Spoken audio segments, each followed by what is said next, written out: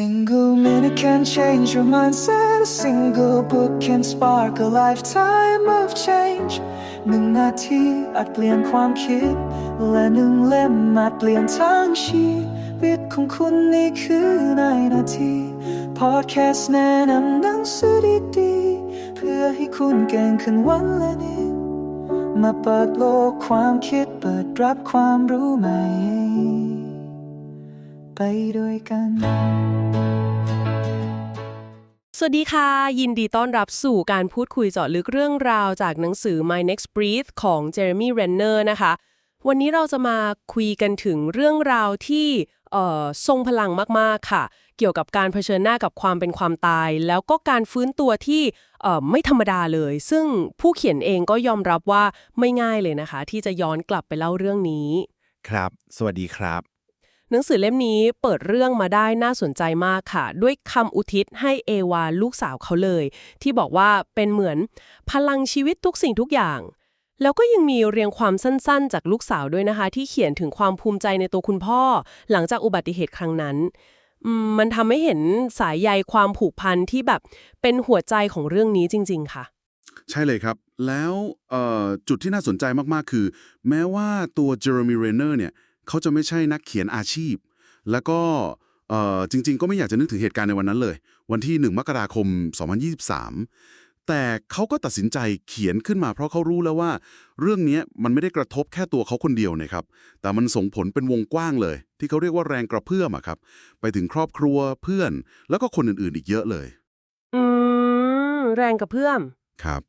การแชร์ครั้งนี้เลยมีความหมายมากกว่าแค่บันทึกส่วนตัวค่ะเข้าใจเลยค่ะทีนี้จุดสำคัญของเรื่องก็คืออุบัติเหตุวันปีใหม่เลยใช่ไหมคะตอนที่รถกวาดหิมะพิซซันบุลลี่คันใหญ่นั่นนะคะหนักตั้ง6 ตันกว่าครับใหญ่มากกำลังจะถลายไปหาอเล็กซ์หลานชายของเขา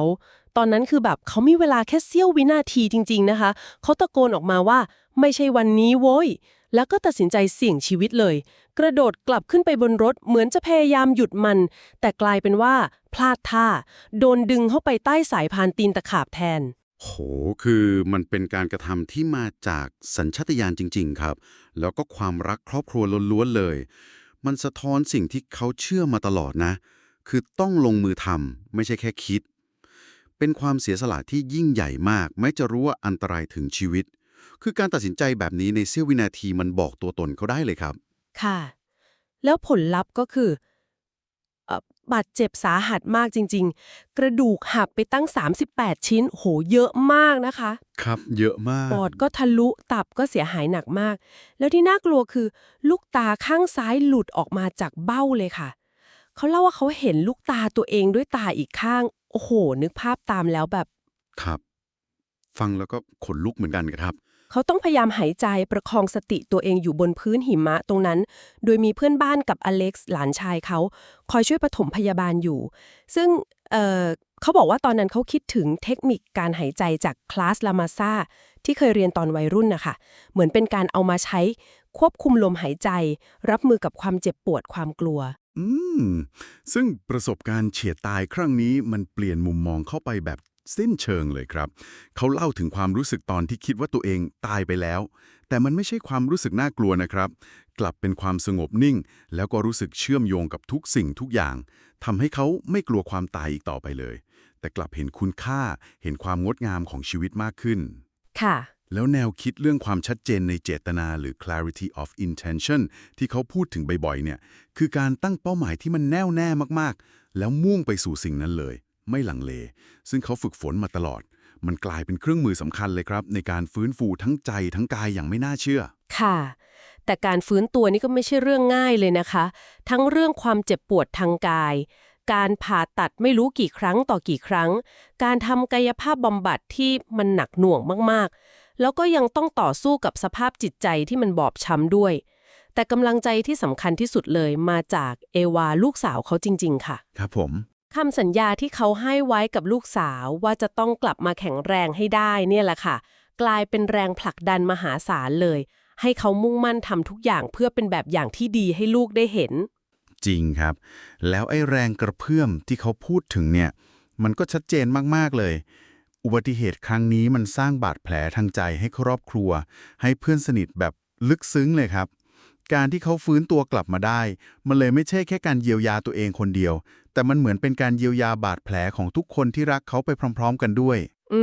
ม ใช่เลยค่ะ เขายังเล่าด้วยนะครับว่า มุมมองของคนอื่นที่มีต่อเขาก็เปลี่ยนไป จากเดิมที่คนอาจจะนึกถึงบทบาทฮอกอายใช่ไหมครับ ตอนนี้กลับมองเห็นเจเรมีเรนเนอร์มนุษย์คนหนึ่งที่รอดชีวิตมาได้จริงๆ มันทำให้เขาเห็นคุณค่าของชื่อเสียงตัวเองในอีกแง่มุมหนึ่งด้วย คือการเป็นแรงบันดาลใจ หรือการเชื่อมโยงกับผู้คนได้มากขึ้น ค่ะ สรุปแล้ว Mind Express นี่คือเป็นมากกว่าแค่บันทึกอุบัติเหตุจริงๆนะคะ แต่มันคือบทพิสูจน์เลย ทั้งพลังของความรักในครอบครัว ความเข้มแข็งของจิตใจคนเรา พลังของการลงมือทำจริงๆ และการค้นพบความหมายที่มันลึกซึ้งยิ่งขึ้นของชีวิต หลังผ่านโศกนาฏกรรมมาได้ ซึ่งประเด็นที่เราคุยกันวันนี้ก็เป็นแค่ส่วนหนึ่งเท่านั้นเองนะคะ ใช่ครับ คือถ้ามองในแง่ประโยชน์ที่ได้จากเรื่องนี้เลยนะ มันแสดงให้เห็นชัดเจนว่า แม้ในสถานการณ์ที่มันดูเหมือนจะเลวร้ายที่สุด การมีเป้าหมายที่ชัดเจนมากๆ อย่างที่เขาว่า clarity of intention เนี่ย แล้วก็มีแรงผลักดันจากความสัมพันธ์ดีๆ จากคนที่เรารัก มันสร้างความแตกต่างได้อย่างมหาศาลเลยครับ ในการช่วยให้เราก้าวข้ามอุปสรรคไปได้ ซึ่งมันไม่ใช่แค่เรื่องความเป็นความตายอย่างเดียวนะครับ ผมว่ามันรวมถึงปัญหาต่างๆ ในชีวิตประจำวันของเราด้วย จริงด้วยค่ะ เป็นมุมมองที่ดีมากๆเลยค่ะ แล้วก็ถ้าหากผู้ฟังอยากจะสัมผัสเรื่องราวทั้งหมดแบบเต็มๆเลยนะคะ อยากเข้าใจรายละเอียดการฟื้นฟูทั้งร่างกายจิตใจที่มันน่าทึ่งมากๆ รวมถึงมุมมองที่เปลี่ยนชีวิตของผู้เขียนอย่างลึกซึ้งจริงๆเนี่ยก็อยากจะแนะนำให้อ่านหนังสือเล่มนี้โดยตรงเลยค่ะ My Next Breath นอกจากจะได้แง่คิดดีๆเยอะแยะแล้ว ก็ยังถือว่าเป็นการสนับสนุนผู้เขียนโดยตรงด้วยนะคะ ครับผม แล้วหนังสือเล่มนี้ก็ทิ้งคำถามที่น่าสนใจมากๆไว้ให้เราคิดต่อเหมือนกันนะครับ ว่าการที่เราได้รับรู้เรื่องราวการเผชิญหน้ากับความตายเนี่ยไม่ว่าจะจากประสบการณ์ตรง หรือว่าผ่านเรื่องเล่าของคนอื่น มันจะสามารถเปลี่ยนมุมมอง เปลี่ยนวิธีที่เราให้คุณค่ากับปัจจุบันขณะ กับความสัมพันธ์ หรือแม้แต่การกระทำเล็กๆ น้อยๆในชีวิตประจำวันของเราไปได้ยังไงบ้างนะครับ เป็นคำถามที่น่าเก็บไปคิดต่อมากๆเลยค่ะสำหรับวันนี้การพูดคุยเจาะลึกของเราก็หมดเวลาลงแล้วนะคะ ขอบคุณที่ติดตามค่ะ ขอบคุณครับ แล้วพบกันใหม่นะคะ สวัสดีค่ะ สวัสดีครับ Every page you turn is another step towards your success ทุกนาทีพลิกคืออีกหนึ่งก้าวสู่ความสำเร็จในแบบของคุณ หากคลิปนี้มีประโยชน์ช่วยแชร์ไปให้คนที่คุณรัก แล้วเอามาเรียนรู้สิ่งใหม่ๆไปพร้อมๆกันครับ